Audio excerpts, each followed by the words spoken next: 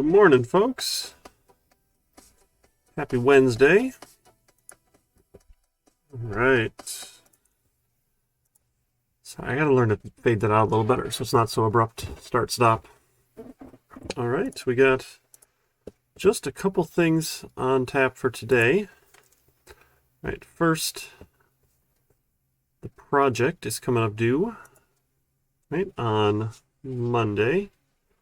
Hopefully that's going well for you guys, our little Lunar Lander simulator. And come on. And we're going to finish up chapter 4 today. So we left off, we did writing to files, not yesterday, Monday. So we're going to talk about reading from files today. And then that'll finish out chapter 4 for us. And then that's it. Actually, we'll have a little bit of spare time to get working on the Lunar Lander project. Had a couple good questions come through. So we'll spend a little bit of time talking about that as well. Let me pull that one up here. And then don't forget the chapter 4 loops portion, or loops quiz, is coming up due as well. So don't forget that one's coming up. I think I put it till Friday. I'll double check in a second. So for our Lunar Lander, hydration, yes, thank you. I finished my coffee just a second ago, but I do have. Oh, I had to open a new case here.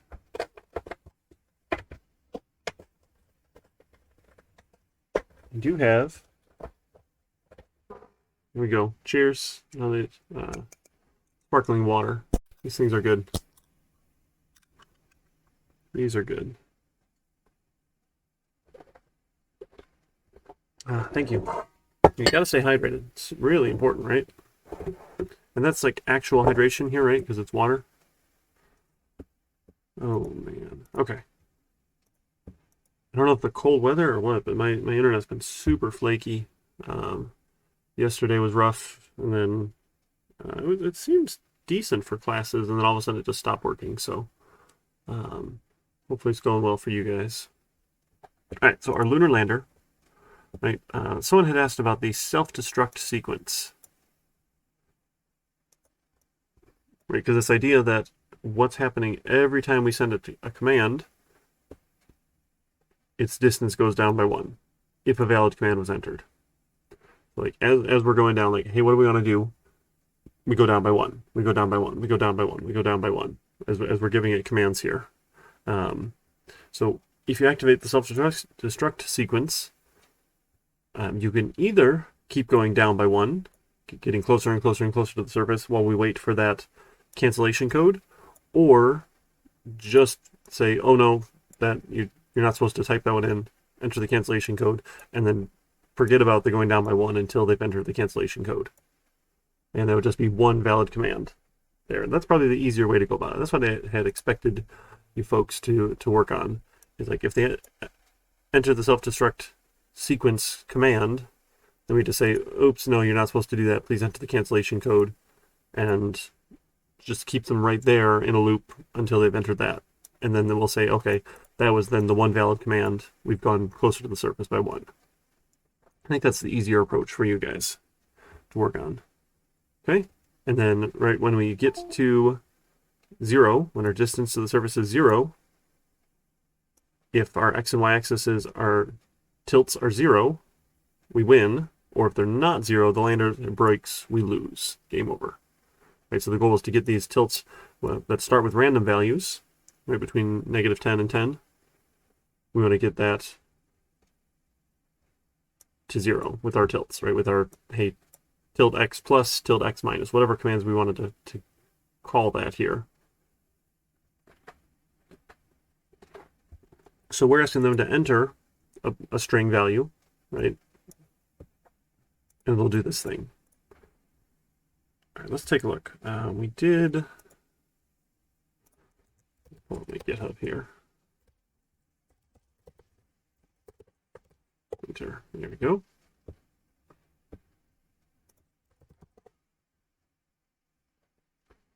So for random values, right, we've done a couple things with random values so far.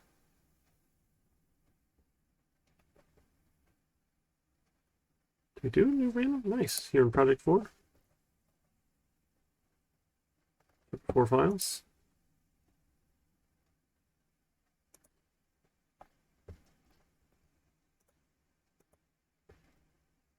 Yes, random next int. So remember, if we want a value between -10 and +10 for those tilts, we're random.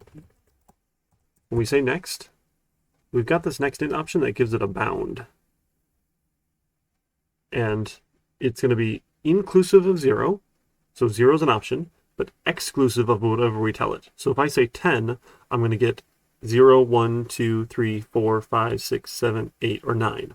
I'll get 10 different options, 10 different numbers that could come back from it. Right? So if we want to go from +10 to -10, right? Getting 0 to 9 is not enough, right? Because the number of values here, right? Let's think back to your math class here. Come on, whiteboard.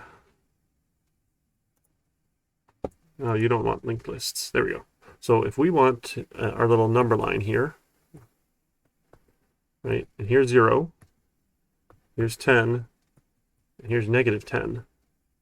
Right? The number of values here, that's a terrible 0. Sorry. 1, 0. Okay.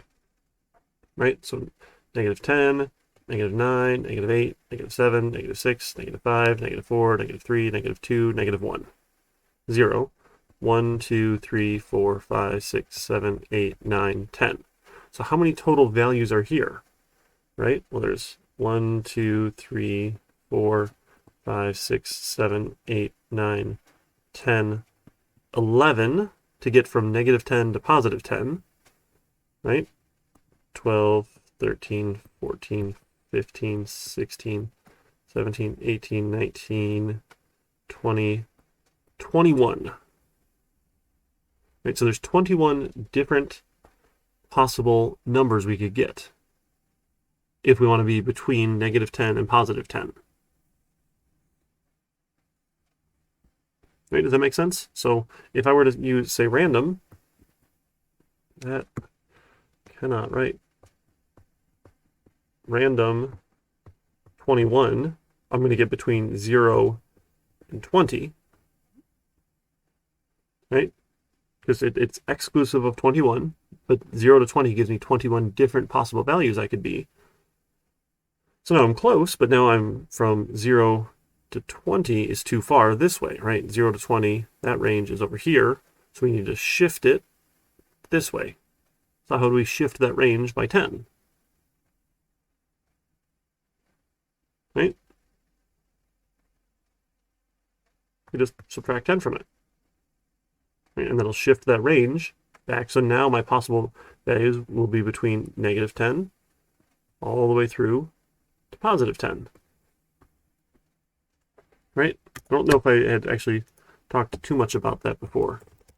So next int, given a bound, say of 21, being the max here, will give me 0 to 20. This gets between 0 and 20. Right? So like in some number, and then some number -10, minus equals 10, shifts the range from -10 to +10. Okay. That seems straightforward, right? How we can get a particular range, and we need to do this for the X tilt, and we need to do this for the Y tilt. And then inside our loop, we should probably tell them, hey, this is what your current X and Y tilts are. Right? That's our X-axis or Y-axis tilt. Start between -10 and +10 as random values. And then we should tell them, okay, here's what your tilts are. What commands do you want, or what do you want to tell the Lunar Lander to do? You want to tip the X positive? Do you want to tip the X negative? Do you want to tip the Y positive? Do you want to tip the Y negative? I mean, whatever. I'm sure there's right plus minus directions. I don't know which way to actually look. Do you want to use the thrusters?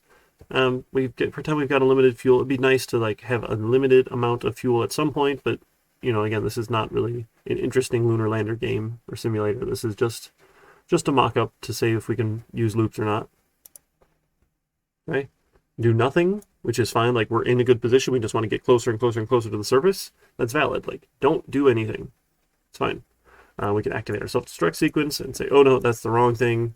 Please enter the cancellation code. Great, they did all that. Those are the valid commands. Every time they give us a valid command, we get closer to the surface. If they enter Fahugu gods and it's nonsense, then we don't get closer to the surface. We just tell them, oh, we didn't understand that command. Please try again.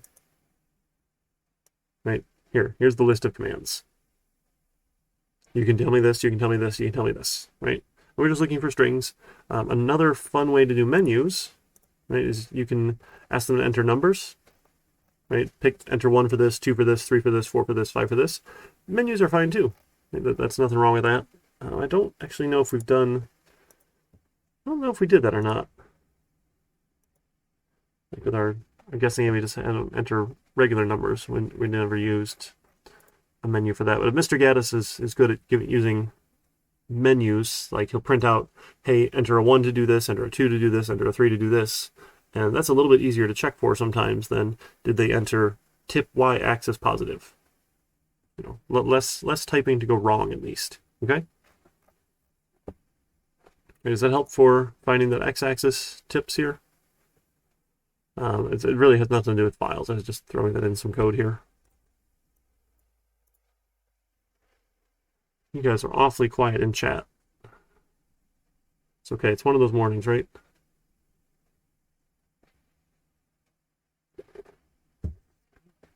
My whole schedule's been messed up lately, but it's okay. It's quarantine time, right? It's no big deal. Oh, good. My phone thought it was -8 degrees, but it's +8 degrees outside. Which, by the way, the Fahrenheit system is terrible. Oh, it's okay. You guys don't have to be loud and noisy in chat. It's all right. I don't know. Usually when we're in person, like, I can look around and see if people have that blank look in their eyes, or if they got the bored look in their eyes, or if they're nodding along. And I do miss that, but not enough to make you guys all sit on Zoom and turn on cameras. So, and just trying to look, I don't know. Sure, what it is. You ask for the cancellation code. So, I mean, ideally what's happening is you only ask for a cancellation code if they have said, hey, activate self-destruct. And this kind of happens in its own loop. If you want it to be outside of that and just part of the entire loop of valid commands, that's fine too. You know, a cancellation code could be a valid command if you want. Either way is okay with me.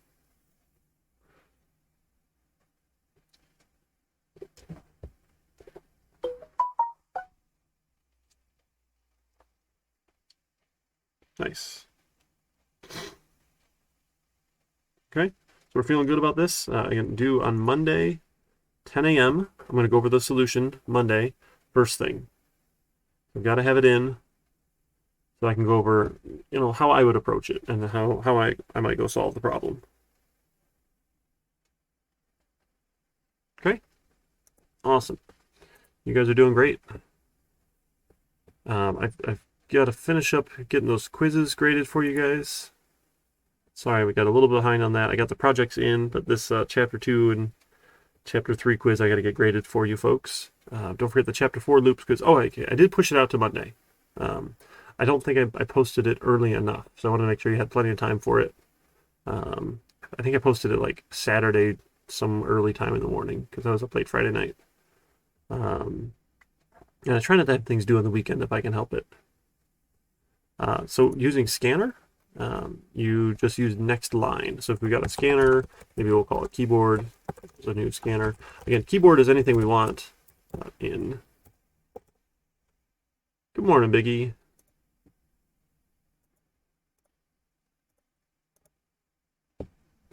So if I want to get some user input, a string user choice is keyboard.nextLine. This will be anything they typed. Oh, nice. That's right. Big E has the pleasure of being in 2 of my classes this semester. I feel bad for you, but, you know, you did sign up for it.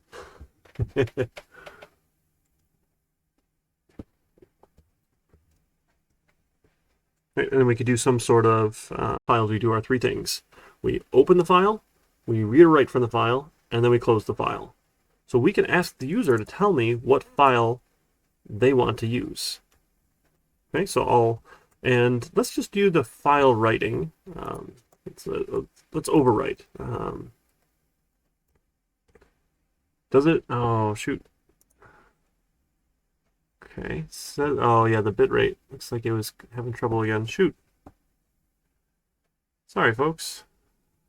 Think it's stable now? I don't know. I've got kids playing around on Zoom or streaming stuff, or I think it's okay. Let's check the speed test. This has got to be good, right? Little. See what we get. Oh yeah, speed's not great.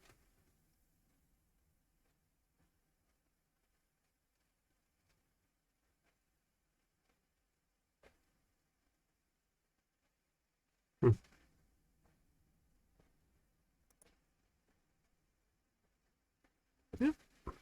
Yeah, decent upload speed. Should be okay because I'm only uploading or streaming at like 2,000 kilobits. I'm only using like 2 megabits of the upload, I think. Can blame Comcast. I'm sorry, guys. If it gets too bad and laggy, let me know. I can switch to just a recording or something. I don't know. We've got options, right? We do have options. So remember, we're going to open the file. So do you want to overwrite the file every time, or do you want to use this append mode, where we use the file writer? We had a file writer to print writer for append mode. We can do either way, right? With overwriting or appending. Either one's okay. Or we could even ask the user. Look at that. How fancy is that? Let's ask the user. So let's ask them. Do you want to append to the file or overwrite it? This is the, I don't know, write mode, keyboard.next line. And I'll say if write mode dot equals ignore case, overwrite. Let's open the file in overwrite mode. Otherwise, we'll open it in append mode. We can do that. So if I'm going to be doing something inside a block here, remember, if I declare a variable inside this set of parentheses, I can't use it down here. So if I were to say, file writer, or no, I'm sorry, print writer, printer writer, no, it's always print writer. This is my output file equals a new print writer, and I'm going to give it the user file name, string.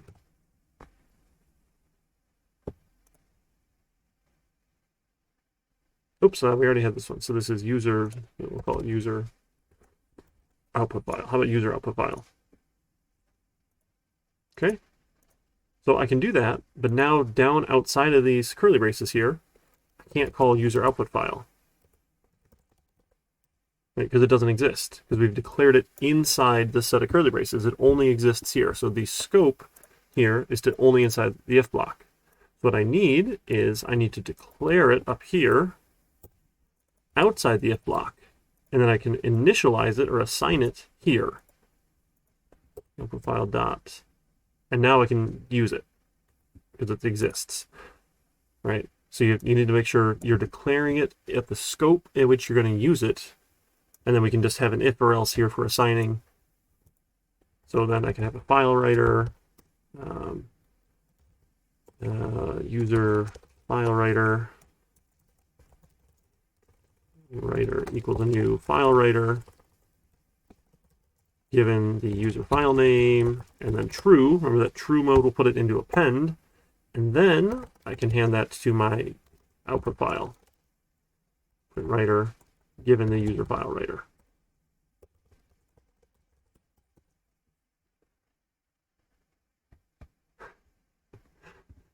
Are you sure you want to commit? Your project has errors. That's a nice warning. Like, hey, you're committing something that's not going to compile. That is helpful. So be sure to declare a variable outside the if-else. You can use it outside. Does that make sense? Like declare it outside the if-else so you can use it outside the if-else? Because if I were to only declare it in here or here, I wouldn't be able to use it after. Okay, let's do this. So let's write. And what should we write? Oh no, let's print line, right? We'll print line. Here are your lucky numbers. And output file, print ln. All right, you know what? Let's do this. Did we talk about string formatting? I always search what we did. Format. Yeah, a string format. Here we go. We like string formatting. Let's do that. So I'm going to do string.format, and I'm going to format a bunch of digits. 1, 2, 3, 4, 5. I want to do this so I don't have to do all the spaces and pluses and spaces and pluses. I want to give it this little format here, and then I'm going to give it random.nextInt. Let's go from 1 to 10. Let's just do 4 numbers, 1 to 10, right? So this will give me 0 to 9. I want to do +1, right? We'll give me 1 to 10. I'm going to put in 4 of these here. 1, 2, 3, 4. And the last one doesn't need the comma.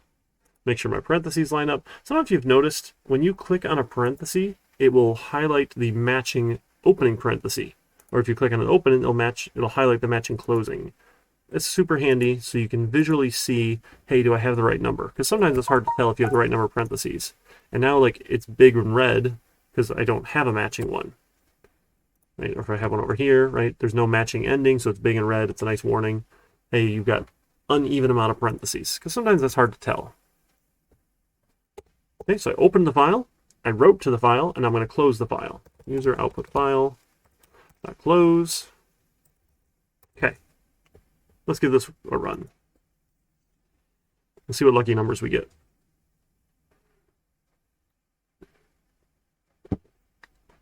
Just thinking about it. It is thinking.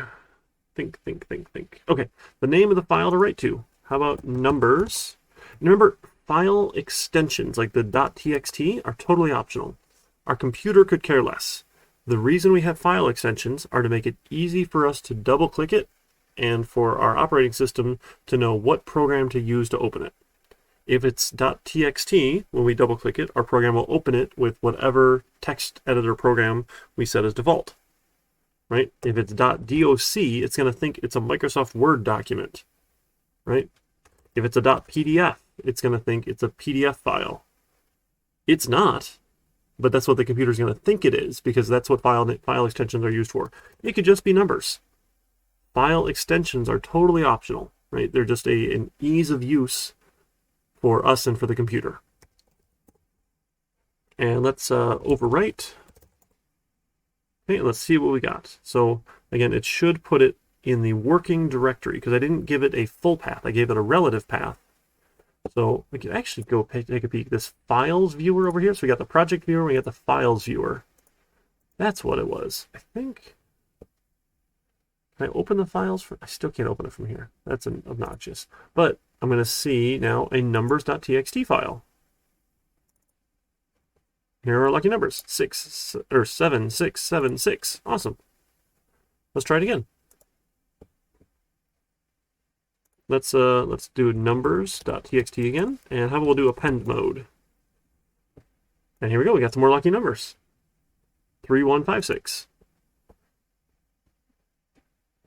Okay, so this the file viewer is kind of handy sometimes. That way I don't have to go and open it up. I like that. I wish there's like a right-click open view here, but I don't know. I've yet to find that shortcut. It's probably somewhere, but. So usually I'm in the project viewer so I can see my source code, right? And then it hides the rest of that junk because I don't care about all these other files, the build, the manifest, those, just let them be. Right? That's all fine and good. here. But that's a nice little tip for navigating if you're doing relative files. Okay, and one more time, let's put it in overwrite mode and make sure it overwrites the files here.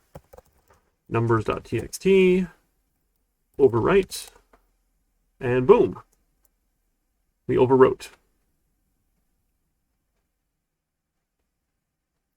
Okay.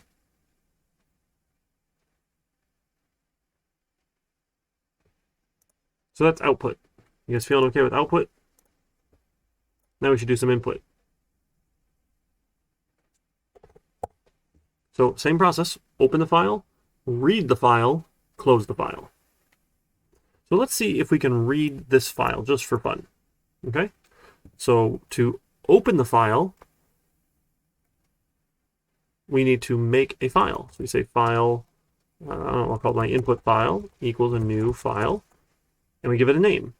So for fun, let's do the same name as the user, the user file name. We're going to open that one back up for reading here. And so though I don't know what that is, yeah, we're going to import file. Great. Now, scanner, this is my file reader. It's not a keyboard anymore, right? We're going to call it like a file reader or something. It was a new scanner. And we give it now, instead of system.in, we give it an input file. We say, hey, scanner, can you go read this file for me? And scanner says, sure, I can do that. Now we can do all the same sorts of things, right? We can take file reader, that's my scanner, we can call next line. Next line. That will give me the next line. So for now, I just want to, we'll say string first line is this, right? Great, we got it. Now, the next line after that's 4 numbers in a row. That's a little bit tricky here. Not a big fan of that. Let's just see if we can just read out that second line here. Second line. Okay, and then we're going to close our file. So it's our file reader dot close. Okay, so I haven't done anything with these lines yet. What I'm going to do, I'm going to put a breakpoint in. So over here in the line numbers, you click in there, and it puts a big red dot. This is running your program in debug mode. Debug mode is fantastic. I think we've talked about this before, especially when we get to those if and the else statements like we did the week before, where we want to see what the values are while it's running. And I don't want to have to just print everything to the console. A lot of people would just print everything, and that's kind of their debugging. But we can actually use our tool here to do it for us. So instead of hitting run, we hit the debug button. And it's going to stop when it gets to this line right here. So we still have to do a couple things first. We have to tell it some numbers. And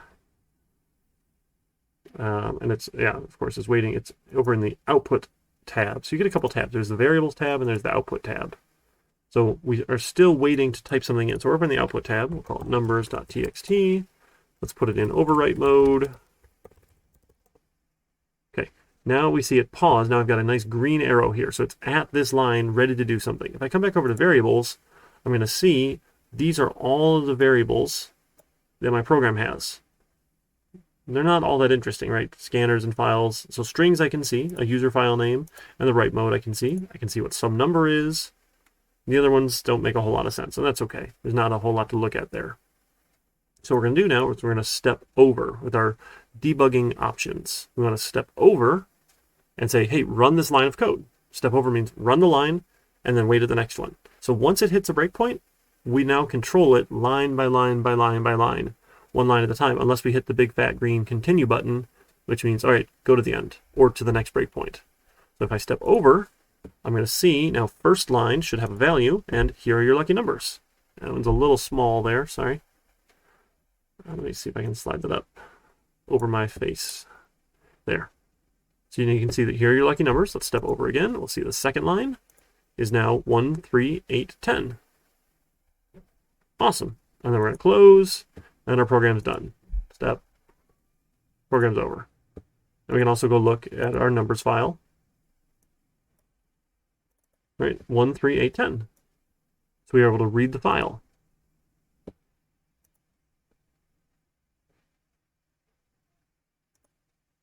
Now, the format of that was a little bit silly here. but that's okay. It's a little bit harder to do something with all those numbers. There's ways to do it, but we haven't talked about them yet. So let's change this up. Let's change up the format here. So I want to not do this line anymore. And I just want to do this a bunch of times. I'm going to print a bunch of random numbers here each time. I'm just going to print some random numbers. So I'm going to do one number per line, and that's going to make life a little easier for me when I go and read the file. Just a shortcut for me.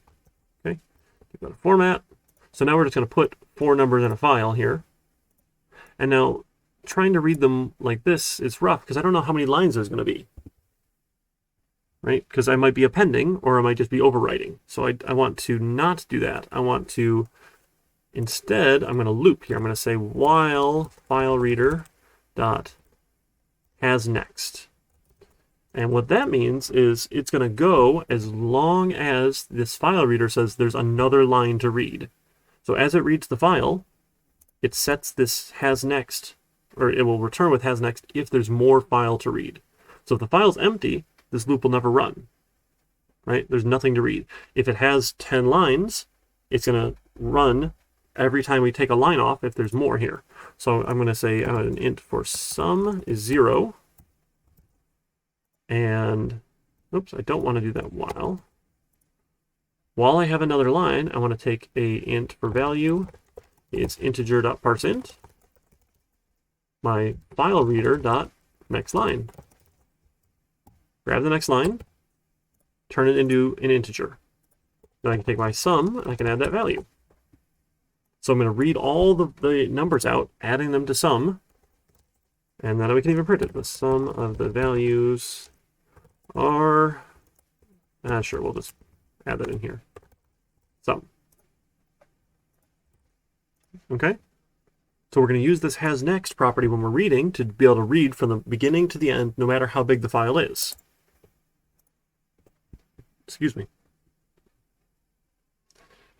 And this is going to work nice because I'm taking one line at a time. Numbers.txt, overwrite mode. So 25 is what we calculated the sum to be. Let's take a look. 4, 8, 10, and 3, right?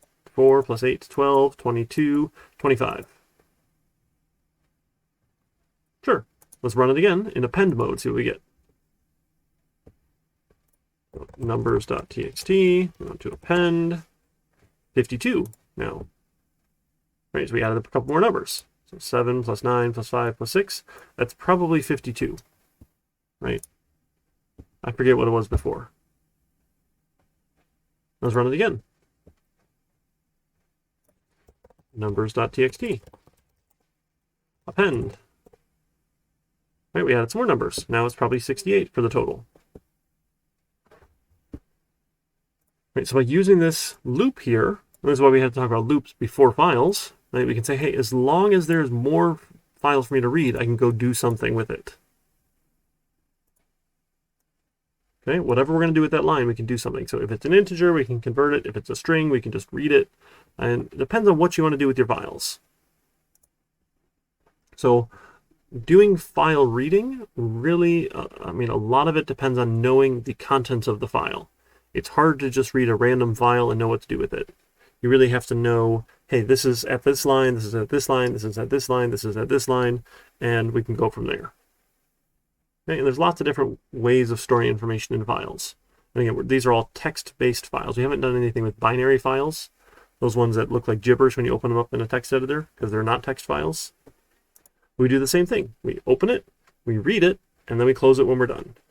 I should probably close it first. Not that it matters much, but it's probably better form. Close it as soon as you're done with it.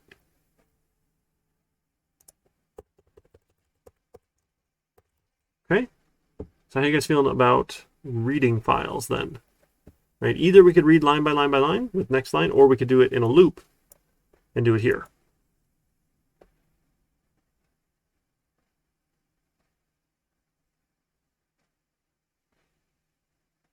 Okay? Awesome.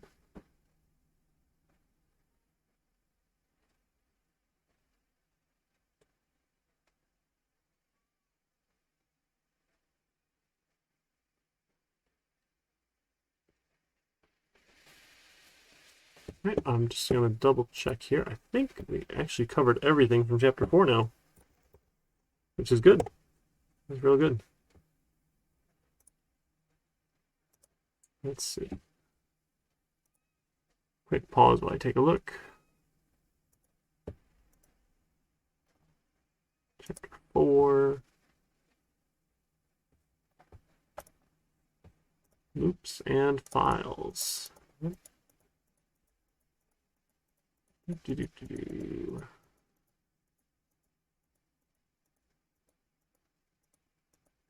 Writing, print writer, yep.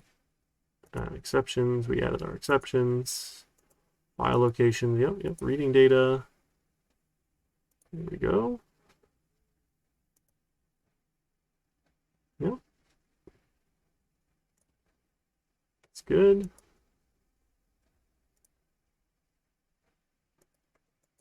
I've got one other really good thing here. There we go, and then we'll call it a day, I think. So after we create a file here, so let's ask for another file to read here, just for fun. Let's see what we get. So enter another file name to read, and we'll have a string for other file name equals keyboard.next line. And then file next or other file to read equals a new file given other file name. Here, before we try and read it, right, we can ask Java, we can say, hey, exists. Nope, exists. We can say, if the file exists, go do something. Let's move this sum up. Okay. So if it exists, let's go do this thing. Then we'll take a scanner, other file reader, equals a new scanner, given the other file to read, other file to read, and sure, we'll just spit out all the content, right? We'll say while other file reader has next.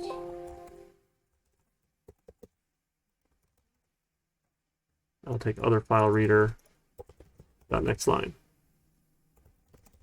We'll just spit out. We'll read the line and spit it out. Read the line and spit it out. And then when we're done, we'll close it. Close. Okay. So we're going to check to make sure the file exists before we try and open it for reading, so we don't crash. Right, so numbers.txt. Append mode, enter another file name to read. So something, gibberish, nothing happens. So if I don't have this check here, let me just comment that out real quick. Actually, I think I can leave those curly braces. Make this faster. Check to make sure there is a file. There. If we don't do that, get here. Sorry, it's coming. Come on. Numbers.txt, append mode. All right, so another file name to read. Something nonsense here. It crashes. Ooh, file not found exception. Remember how we told Java we might throw a file not found exception, we don't care, pass the buck and crash? Well, we sure did crash, right? So if you don't want to crash, right, we should check before we open that file. It doesn't exist, right? And really, all of this thing could happen inside of a loop if we wanted, and say, hey, that file didn't exist, give me another one. Right? We could put all of this in another loop, like maybe a do loop. Sure, why not? Do. Oops, there's my while.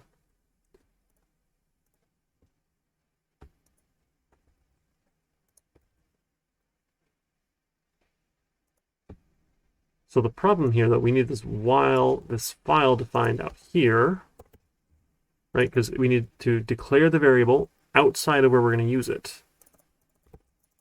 And we can say while.exists.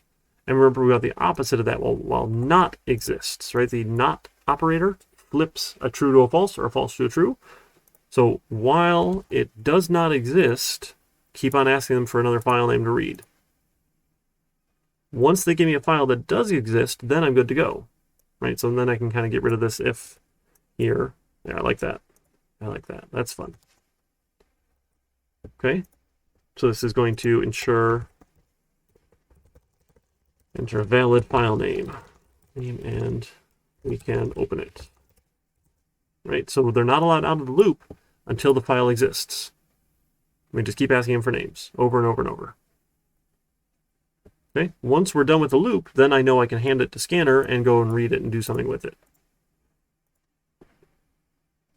Let's try it. So numbers.txt. Let's do it in append mode. All right, so file name to read. Some nonsense. Let's see, what else do we have here? How about we'll do mykids.txt. And it reads out all the contents and spits it out. Again, it's not a very interesting file reader at this point, but it's going to read it and do something with it. Okay.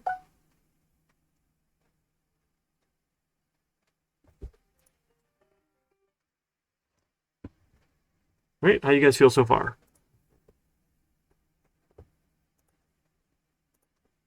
Doing great? You ready to finish up Project 2, your Lunar Lander?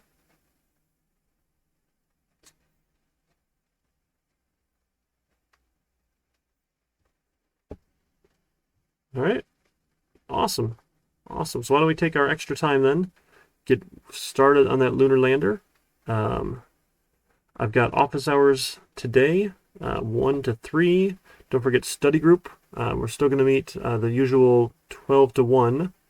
Right, so you got a little bit of time to work individually on this before you meet up for study group.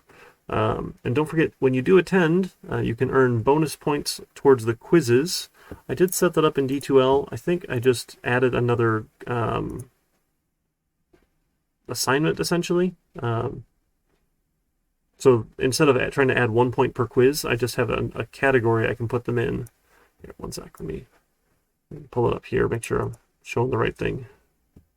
Yeah. So in the grades section, inside of quizzes, I just have a study group bonus points. And every time you attend, I'll give you a bonus point. Every week, you can earn a bonus point for attending. And that'll just be added to your quiz score at the end. I think that's going to be a little easier for us to track. Okay? So I'll be adding those in for you folks. All right, so that's your incentive to go talk with your peers, talk with our amazing SI, and chat about whatever we've talked about in the week, anything that doesn't make sense, and go from there. All right, please let me know if you're having trouble. If you get stuck on something, you can try for a little while, but then if you get stuck, reach out. I can usually get you unstuck within a couple minutes. So you got all my contact info, you know how to get a hold of me, and we'll go from there. I guess I'll see you guys on Monday then.